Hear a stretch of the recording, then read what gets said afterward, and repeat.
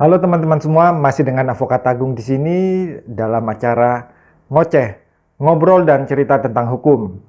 Jadi teman-teman, beberapa waktu yang lalu saya membuat konten ya yang judulnya Mengapa Pinjol Bisa Membuat Orang Bunuh Diri.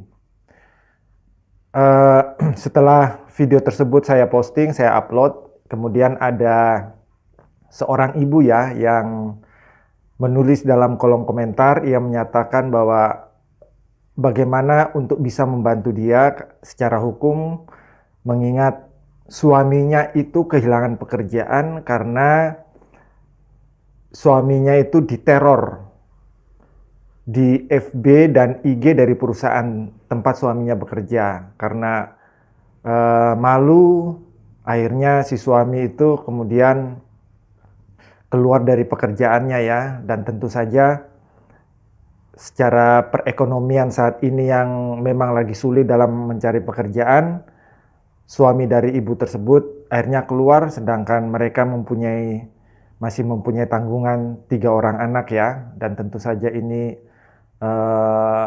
saya sangat prihatin dengan kejadian yang menimpa ibu yang menulis dalam kolom komentar di video YouTube saya ya. Dan kalau menurut saya sebenarnya apa yang dilakukan oleh debt collector dalam menagih hutangnya melalui media sosial dari perusahaan tempat seseorang bekerja itu sudah melanggar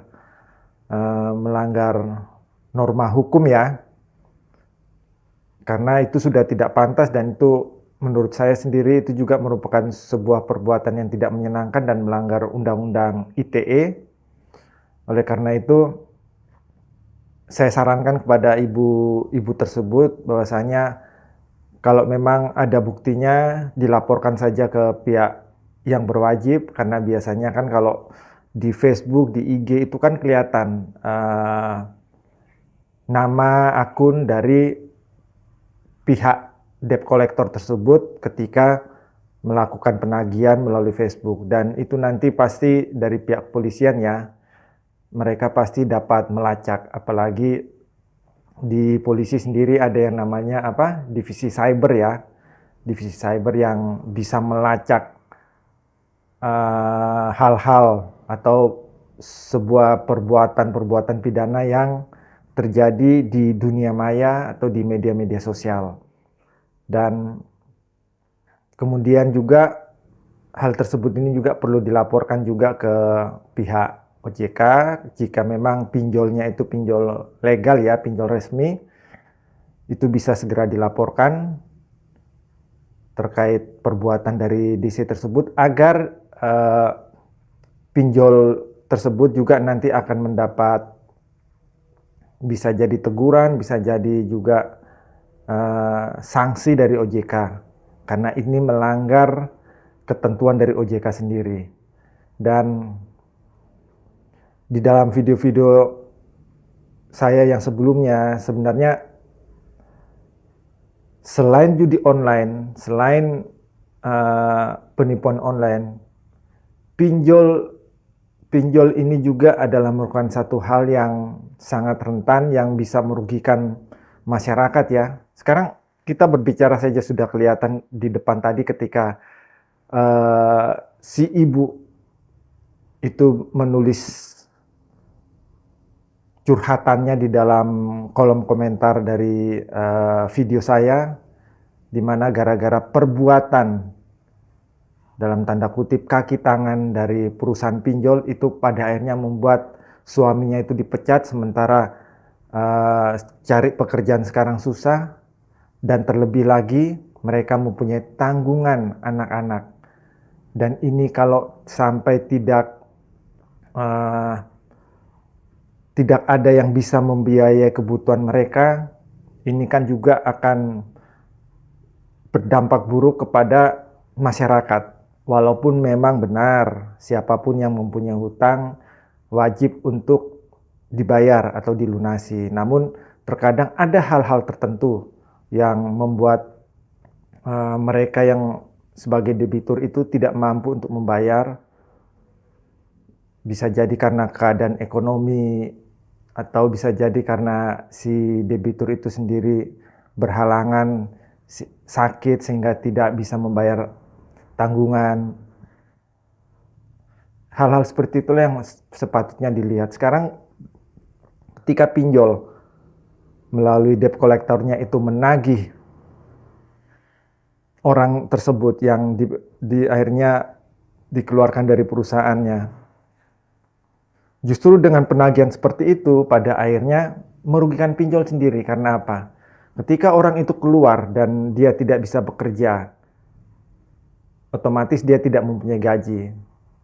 Dan yang pasti karena dia tidak mempunyai gaji, akhirnya dia tidak bisa membayar angsuran-angsuran terhadap pinjol tersebut.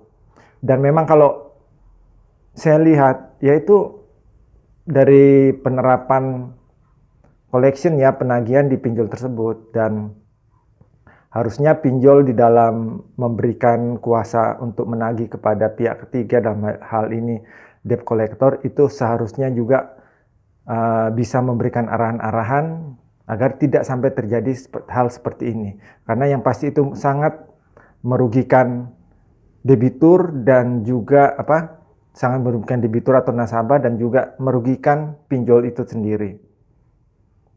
Karena kita sudah tahu kalau namanya debt collector ya teman-teman, pasti dia akan melakukan segala cara untuk melakukan penagihan. Berbagai cara agar bagaimana nasabah atau debitur yang ditagih itu bisa membayar. Bahkan sampai mengancam, bahkan sampai mengintimidasi. Itu adalah cara-cara kotor yang dilakukan oleh debt collector ya. Dan sebenarnya buat debitur-debitur atau nasabah-nasabah yang berhadapan dengan debt collector, kalau memang Anda berani untuk menyampaikan, sampaikan saja keadaan yang saudara alami saat ini, dan juga secara hukum juga Anda harus memastikan debt collector tersebut benar atau tidak. Benar atau tidak itu dalam artian apa benar dia diberi kuasa untuk menagih. Terus kedua juga, apakah ia memang telah memenuhi persyaratan sebagai juru tagih, karena juru tagih saat ini dia memang harus mempunyai sertifikat penagihan yang dikeluarkan oleh APPI ya, Asosiasi Perusahaan Pembiayaan Indonesia. Dan jika ini tidak bisa, mereka tidak punya, mereka tidak melengkapi, mereka ini tidak berhak, tidak berwenang untuk melakukan penagihan. Jadi sekali lagi, agar tidak terjadi kerugian-kerugian yang dialami oleh ibu atau netizen yang menulis di kolom komentar dalam postingan saya, seharusnya dari pihak pinjol, pihak debt collector dalam melakukan penagihan jangan sampai berlebihan seperti itu, pada akhirnya merugikan pinjol itu sendiri dan juga merugikan masyarakat. Dan semoga saja keadaan ekonomi Indonesia semakin membaik agar masyarakat semua bisa bekerja, dan juga dapat apabila yang punya tanggungan bisa dibayarkan sehingga tidak timbul keadaan seperti ini ya. Tapi itu adalah urusan dari apa yang namanya ekonomi ya. Saya di sini hanya berbicara soal hukum. Dan sekali lagi kepada ibu yang tadi menuliskan komentar kepada saya sampaikan bahwasanya jika memang ada bukti-bukti yang bisa dijadikan dasar untuk menuntut secara hukum, lakukan saja hal tersebut, dikumpulkan bukti-bukti dan bikin pelaporan ke pihak kepolisian. Begitu ya Ibu ya. Dan untuk semua, semoga saja apa yang saya sampaikan ini bisa bermanfaat dan berguna dan menambah wawasan kita semua. Terima kasih.